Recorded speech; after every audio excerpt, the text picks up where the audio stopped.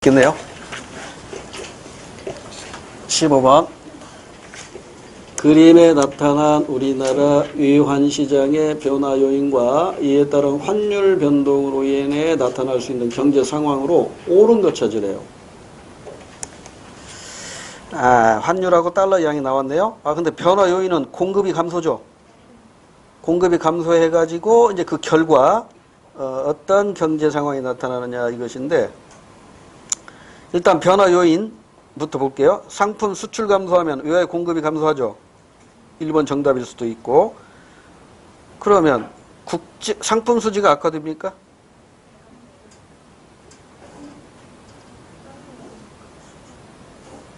수출 감소하고 이에 따른 환율 변동으로 인해란 말이야. 그 환율이 오르잖아요. 수출 감소로 환율이 오르죠.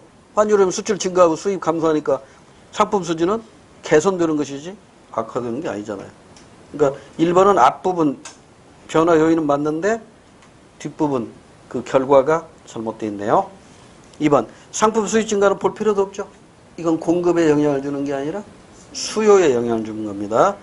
수요가 증가하니까 수요 곡선이 오른쪽으로 가야 되겠죠. 그 다음에 3번 내국인의 해외 투자 증가, 이것도 볼 필요 없죠. 이거 공급이 증가하니까 공급 곡선이 오른쪽으로 이동해야 되는 것이니까 틀렸고. 그럼 4번이 정답 같으네. 외국인이 국내 투자가 감소했어요. 그러니까 외화의 공급이 감소하죠. 그래서 환율이 오르죠. 환율이 오르니까 수출품에 대한 가격 경쟁이 높아져서 잘 팔린단 말이에요. 수출품의 가격 경쟁 여상수 맞네.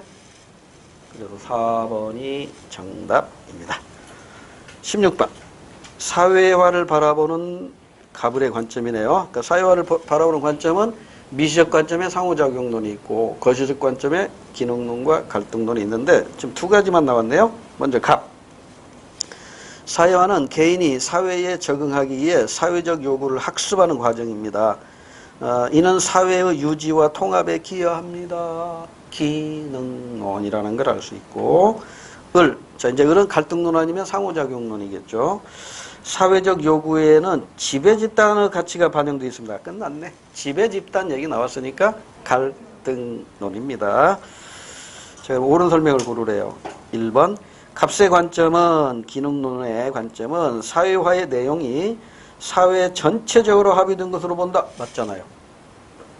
의사가 고액 연봉을 받는 이유가 사회 전체적인 합의를 보았기 때문이다 라고 보는 게 기능론이고, 아니야 의사들 지들끼리 결정한 거야, 기득권자들이 결정한 거야, 이게 갈등론이 되는 것이죠. 1번이 정답이고 나머지는 공부거리를 확인합니다. 을의 관점과 달리, 즉 갈등론과 달리 기능론은 사회화를 통해 기존의 계층구조가 재생산된다고 본다. 한 번 금수저는 영원한 금수저로 본다. 이거 뜯어 고쳐야죠. 갈등론자들의 주장이죠. 그러니까 을과 달리 값의 관점이 아니라 값과 달리 을의 관점은 이렇게 고쳐야 되고요. 3번 값의 관점은 을의 관점과 달리, 즉 기능론은 사회구조가 개인의 사회화에 미치는 영향을 간과한다. 사회구조가 개인의 사회화에 미치는 영향을 간과한다는, 이건 거시적 관점에 대한 비판이거든요. 그러니까 기능론도 해당이 되고 갈등론도 해당이 되기 때문에 달리라는 때문에 틀렸어요. 달리가 아니라 모두라고 바꿔야겠죠. 숲만 보고 나무를 못 본다 이런 얘기예요. 그 다음에 4번 을의 관점, 갈등론은 갑 관점과 달리 사회화가 타인의 상호작용을 통해, 상호작용론이니까 이것은 갑과 을의 관점과 달리 이렇게 해야 돼. 갑을의 관점과 달리 사회가 타인의 상호작용을 통해 자유가 형성되는 과정으로 보는 건 미시적 관점의 상호작용론으로 이해하시면 됩니다. 됐고요. 19번 다음은 A에서 C의 일반적인 특징을 비교한 겁니다. 이에 대한 설명으로 옳은 것은 단 A에서 C는 각각 농업, 산업, 정보사회 중에 하나래요. 첫 번째 포인트, A는 B, C에 비해 산업구조가 고도화된 사회인데요. 산업구조의 고도화, 말을 바꾸면 산업화된 사회입니다. 그러면 A는 산업 사회로 볼 수도 있고 정보 사회로 볼 수도 있는데 애매모호하니까 하나를 더 봐야 돼요. B는 C에 비해 주거지와 일터의 통합 정도가 높다. B는 C에 비해 주거지와 일터의 통합 정도가 높다. 주거지와 일터의 통합 정도가 높은, 제일 높은 건 뭐죠? 농경사회, 농업사회고, 두 번째로 높은 게 정보화 사회고, 마지막이 산업사회란 말이에요. 그럼 높다라고 했으니까 B는 이게 농경사회 하면 정보사회가 되겠네. 그러죠? A는 산업구조가 고도한 사회인데 C에 비해 뭐가 높다. 이거 참 표현이 애매하네요. 자, 그러면 이제 결론을 내립시다. B, C에 비해 산업구조가 고도화되었으니까 A는 뭘로 봐야 될까요? 정보화 사회로 봐야 됩니다.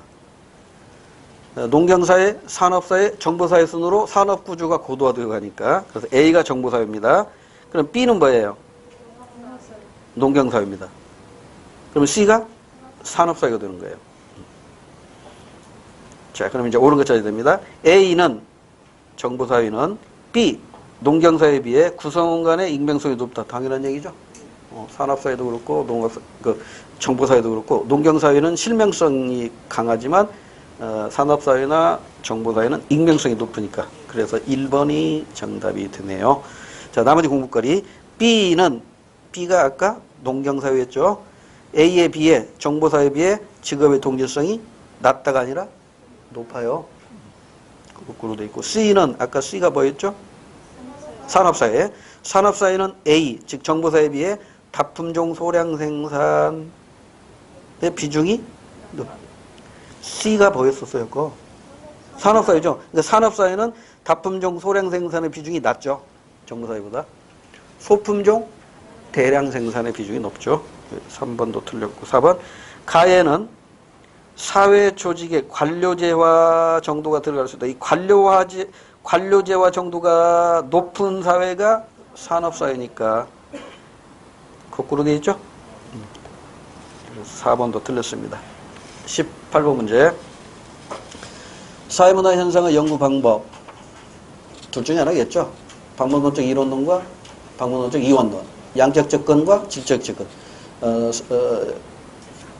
실증적 연구와 해석적 연구. 설명적 연구와 기술적 연구로 구분해서 설명할 수 있겠죠? 옳은 것 찾으려 했는데 저는 객관적인 관찰 및 실험, 측정 등을 통하여 사회문화 현상의 규칙성을 증명해야 한다고 생각합니다. 인류의 연구자는 자료에 대한 개량적인 분석, 양적 접근법, 실증적 연구, 방법론적 이론론, 설명적 연구를 수행해야 한다고 생각합니다. 그러니까 A는 바로 이론론이에요. B는 의리 얘기하는 B는 보나마나 이원론, 질적 접근법, 해석적 연구, 기술적 연구가 되겠죠. 자, 그럼 이제 1번으로 와서 A는 연구자와 연구 대상자 간의 정서적 교감을 중시한다. 이건 질적 접근에서 필요한 것이고 연구자와 연구 대상자의 분리가 이루어져야만이 실증적 연구가 가능합니다. 그러니까 이 양적 자료 수집 방법하고 질적 자료 수집 방법하고 차이점이 뭐냐면 양적 자료 수집 방법은 계량화할 수 있는 것이기 때문에 표준화되고 구조화되어 있다는 것이 특징이잖아요. 근데 질적 자료 수집 방법인 이 면접법이나 참여관찰법은 이게 인간의 내면의 심층적인 측면을 연구하는 것이기 때문에 이게 연구자와 연구 대상자 간에 뭐가 필요해요? 특히 이 면접법에서는 정서적인 교감이 필요하단 말이에요. 그래서 이건 질적 자료에서 중시되는 것이기 때문에 방법론적 이원론인 B와 연결이 돼야 됩니다. 1번 틀렸어요. 2번. B는, 즉 이원론은 연구 대상자의 행위가 이루어지는 상황에 대한 맥락적 이해를 강조한다. 그렇죠? 그때그때 상황을 어떻게 받아들이느냐. 이게 바로 해석적 연구잖아요. 해석적 연구, 이원론. 2번이 정답입니다. 3번은 공부거리로 A는 B와 달리 경험적 자료를 바탕으로 땡. 실증적 연구도 경험을 바탕으로 하는 것이고요. 해석적 연구도 경험을 바탕으로 하는 거예요. 실증적 연구는 과학적인 방법이고 해석적 연구는 비과학적인 방법이다 하면 틀리죠. 둘 다 과학적입니다. 왜? 경험에 바탕을 두고 있기 때문입니다. 다만 일반화할 수 있느냐 없느냐 그 차이가 있겠지. 실증적 연구는 일반화할 수 있고 해석적 연구는 일반화할 수 없다는 게 차이점이겠죠. 그 다음에 3번 했고 4번 B는 A와 달리 즉 이원론은 인간 행위 동기보다 행위 자체를 주된 분석으로 삼는다. 행위의 동기보다는 행위 자체를 주된 분석으로 삼는 것은 B가 아니라 A로 봐야겠죠. 동기를 강조하는 건 뭐예요? 질적자료 수집 방법이겠지. 그래서 행위 자체를 주된 방법은 이론론이고 동기를 대상으로 하는 건 이원론의 입장이니까 4번도 잘못되어 있어요. 19번. 그림은 사회 집단 A, B를 가나에 따라 구분한 것이다. 옳은 설명. 단 A, B는 각각 사회 회사 중 하나이다. 이게 시간 많이 잡아먹는 문제입니다. 수능 문제인데요. 요거 집중력이 떨어지면 이 문제 못 풀어요. 이게 그거 같고 저게 그거 같고 헷갈립니다. 이게 하나씩 이게 메모해가면서 차근차근히 풀어야 돼요. 그러니까 마음이 급하다 보면은 이 문제 못 풀어요. 머릿속이 막 더 복잡해져가지고. 자, 차분히 한번 풀어보자고요. 하여튼 A와 B는 가족 아니면 회사예요. 그러니까 1차 집단 아니면 2차 집단이에요. 자, 1번 빈칸 가에 원초적 사회화를 담당하는 기관인가 이면, 그리고 가의 질문이 원초적 사회화를 담당하는 기관인가 예 하면 A가 뭐가 되는 거예요? 가족이 되는 거예요. 그럼 B가 회사가 되는 거죠. 그러면 나의 사회화 자체를 목적으로 형성됐는가라고 했을 때 사회화 자체를 목적으로 해서 형성됐는가 하면 가족은 얘가 나와야 되죠. 가족은 그 자체가 사회화를 목적으로 하는 거잖아요. 그러죠? 그러면 얘가 나와야 되는데 나의 질문에 대해서 A가 아니요 했으니까 틀렸다고. 사회화 자체를 목적으로 하는가. 가족은 얘고 회사는 사회화 자체가 아니라 이윤이죠. 이윤. 여기서 이제 이것 때문에 또 헷갈릴 수가 있어요. 가족이나 회사나 모두 공식적 사회기관이에요? 비공식적 사회기관이에요? 둘 다 비공식적 사회기관이라고. 비공식적 사회화. 그러니까 주 목적이 사회화는 아니에요. 그러나 사회화 자체를 목적으로 형성됐는가에 대해서 예라고 대답할 수 있는 건 가족밖에 없거든요. 그래서 1번은 틀렸고요. 자, 이제 2번. 나가 구성원의 지위와 책임이 명확하게 정해져 있는가? 라고 질문했을 때 예라고 대답하는 B가 회사겠죠. 그럼 A는 가족입니다. 그러면 A는 공통관심사에 따라 자발적으로 결성된 집단이 아니잖아요. 가족이 공통관심사로 결정된 게 아니잖아요. 이건 친목단체를 말하는 거잖아요. 따라서 2번도 뒷부분 때문에 땡 틀렸고요. 3번.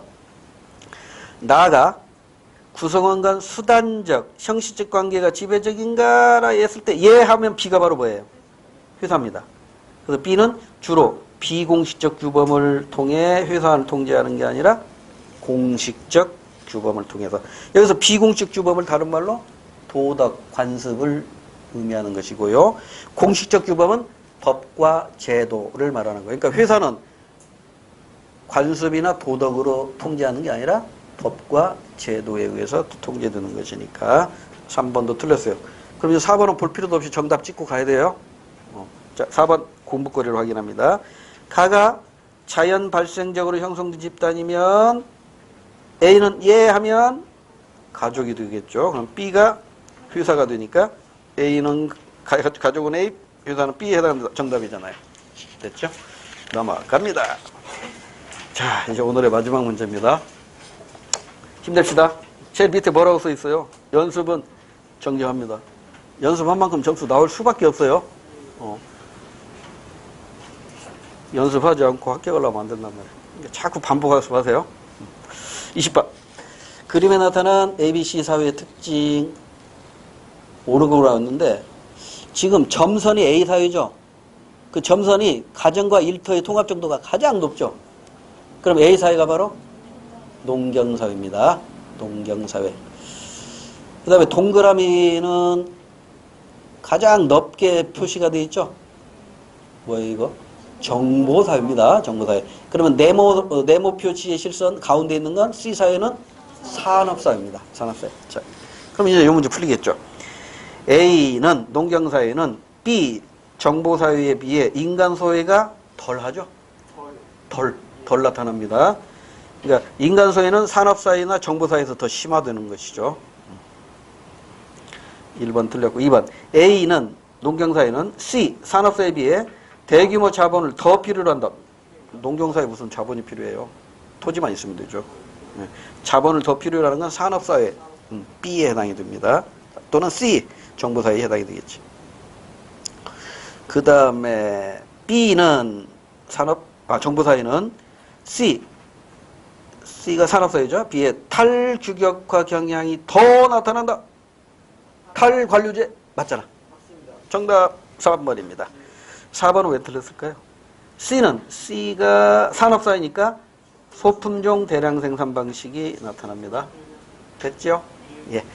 자, 이렇게 해서 20회까지 마무리했고, 이제 다음 주에는 새로운 실전 문제, 18회입니다. 18회. 또 새로운 문제들이, 뭐 유사한 문제도 있고, 새로운 문제도 있고, 풀어오면 좋죠. 풀어오면 여러분 공부가 되는가 미리 풀어오세요.